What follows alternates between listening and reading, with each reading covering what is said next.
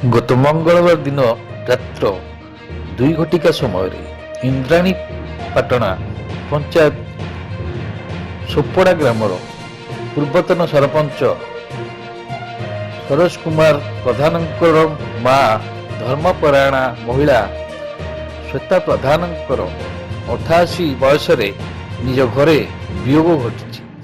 ଗ୍ରାମର ତତ୍କାଳୀନ ସରପଞ୍ଚ ବିନୟ କୁମାର ମଲ୍ଲିକ, ରବୀନ୍ଦ୍ରନାଥ ତରାଇ, ଦେବେନ୍ଦ୍ର ତରାଇ, ଋଷିକେଶ ଭୂଇଁଆ, ସନାତନ ଦଳାଇ, ଶ୍ରୀକାନ୍ତ ଶୁକ୍ଳ ଏବଂ ଅନ୍ୟାନ୍ୟ ଗ୍ରାମବାସୀ ବୃନ୍ଦଙ୍କ ଉପସ୍ଥିତିରେ ଆଜି ସକାଳ 8 ଘଟିକା ସମୟରେ ନିଜ ଗ୍ରାମ ଶ୍ମଶାନରେ ଶବଦାହ କାର୍ଯ୍ୟ ସମାପନ ହୋଇଯାଇଅଛି।